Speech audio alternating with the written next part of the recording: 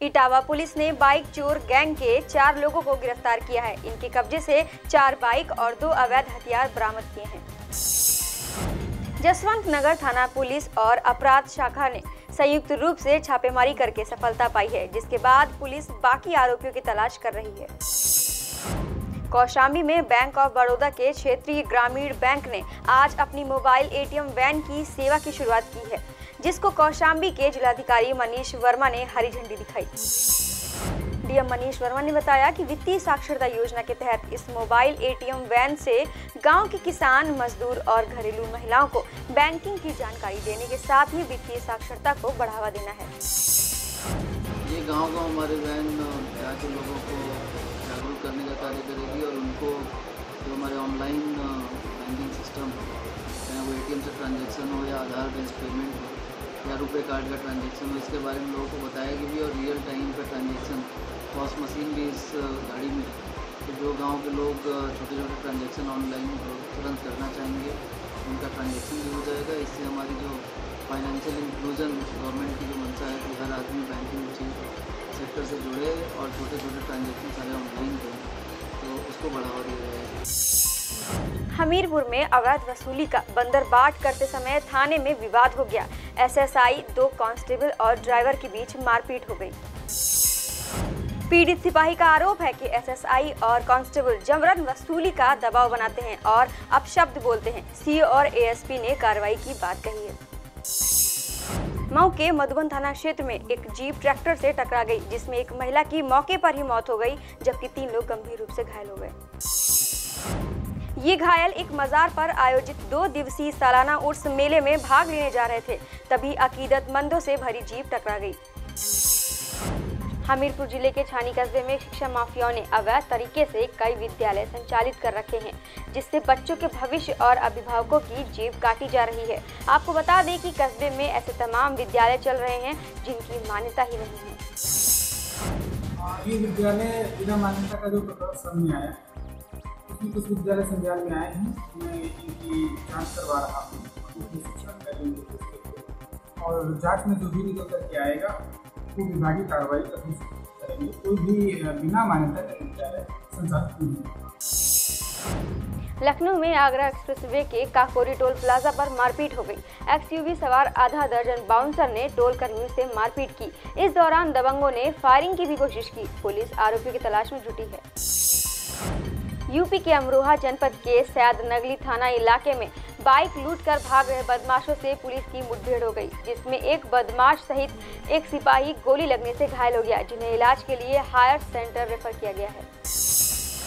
ये आज जब शाम को चेकिंग चल रही थी तो सरकी रोड पर, संभल की सरकी गांव के पास रोड पर एक मोटरसाइकिल पर 2 व्यक्ति संदिग्ध दिखाई दिए गए, जिन्हें रोकने का प्रयास किया गया। एसओ सैदनगली द्वारा उन्हें हाथ दिया गया, रोकने का प्रयास किया गया। जब वो नहीं रुके तो उनका पीछा किया गया, वो वापस मुड़ के भागे। इधर जो जितनी पीआरवीज हैं और हमारी मोटरसाइकिल मोबाइल हैं और इंस्पेक्टर हसनपुर मोबाइल, इन्हें सबको बताया गया और इनकी घेराबंदी की गई। तो ये करनपुर माफी से इस रोड पर, अंदर जंगल की रोड पर मुड़ा और वहाँ पर इसके द्वारा फायरिंग की गई। पुलिस पार्टी द्वारा काउंटर फायरिंग की गई और ये एक जो खेत है उसकी ढांग पर नीचे की तरफ को मोटरसाइकिल से गिर गया और इसका दूसरा साथी दोनों को दोनों गिरे और एक बदमाश के इसमें गोली लगी और दूसरा बदमाश अंदर की तरफ को जो खेत है उसमें अंधेरे का फायदा उठाकर अंदर की तरफ को चला गया। जो घायल बदमाश है, इस दौरान एक सिपाही के भी गोली लगी है। घायल बदमाश एक शातिर बदमाश के रूप में इसकी पहचान हुई है, जिस पर लगभग 20 से 25 के बीच में मुकदमे हैं। अभी और कलेक्शन किया जा रहा है। बांदा में बीजेपी नेता मनोज जैन के होटल में पुलिस ने छापा मारते हुए जुआ खेलते 6 जुआरियों को मौके से गिरफ्तार कर लिया। पुलिस को काफी दिनों से होटल में जुआ खेलने की शिकायत मिल रही थी। एटा जनपद की 3 तहसील अलीगंज, जलेसर और सदर में लेखपाल संघ ने अपनी 8 सूत्रीय मांगों को लेकर धरना प्रदर्शन किया और जमकर नारेबाजी की। अपनी 8 सूत्रीय मांगों को लेकर आज से अनिश्चितकालीन हड़ताल पर है, जिसमें 3 जुलाई से लेके 7 जुलाई तक हम लोग तहसील मुख्यालय पर धरना देंगे। उसके बाद 9 जुलाई से हम लोग जिला मुख्यालय पर धरना देंगे। लेखपाल एक ऐसा कर्मचारी है जो हमेशा ही सरकार के सबसे महत्वपूर्ण काम निपटाता रहा और हमेशा ही उसके साथ हमेशा छल होता आया है। हमेशा दोबारा आश्वासन पूरे मिलते रहे, कभी भी उसकी मांग को पूरा नहीं किया गया। लेकिन इस बार आर पार की लड़ाई करने की पूरी तैयारी कर ली गई है और अगर अभी हमारी मांगें पूरी नहीं हुई तो इसे और आगे स्तर तक ले जाया जाएगा। इस बार बिल्कुल करो या मरो की स्थिति में हम लोग बिल्कुल पूरी तरह से तैयार हैं और इस आंदोलन को अंजाम तक पहुँचा कर ही दम दिया जाए। एटा के राजा का रामपुर में यूपी पुलिस का अमानवीय चेहरा सामने आया। हम बात कर रहे हैं एटा के राजा का रामपुर कोतवाली पुलिस की, जहां पीड़ित धीरेन्द्र अपनी पत्नी की गुमशुदगी की रिपोर्ट दर्ज कराने थाने पहुंचा था। वहां वर्दी के नशे में चूर दरोगा ने पीड़ित की रिपोर्ट दर्ज करने के बजाय उसकी जमकर पिटाई कर दी। वहीं आला अधिकारियों की सख्ती के बाद पुलिस ने महिला का शव मक्के के खेत से बरामद किया। 18 को मुकदमा अपराध संख्या 71/18 ये रामनगर गांव में जो है हमारे यहाँ पंजीकृत हुआ था। और आज जब गांव वालों को जब उसमें खेती में से बदबू आना शुरू हुई तो पता लगा कि जो है वो जब गए गांव देखा तो वहाँ पे एक लाश पड़ी हुई है। उन्होंने थाने बताया और हम लोग तुरंत पहुँचे वहाँ पर। पहुँचने के पश्चात देखा तो वहाँ पर एक जो है महिला की लाश मिली। उसकी हत्या का कारण क्या रहा था?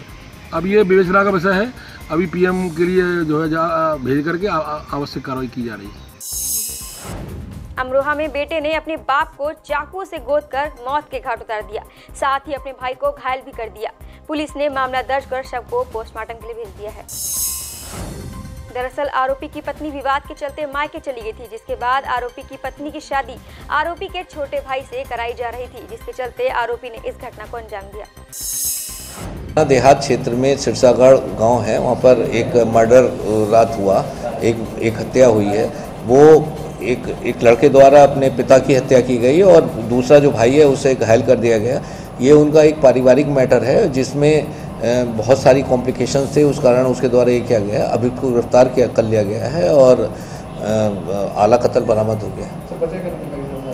इसकी वजह ये थी कि जो इसकी वाइफ थी, जिसने ये हत्यारा है, इसकी जो वाइफ थी वो इसके छोटे भाई के यहाँ उसकी पत्नी के रूप में रह रही थी और इसके फादर ने इसे जो उसकी जो जायदाद थी उसे बेदखल भी कर दिया था। इसका मेन जो कारण था वो यही था।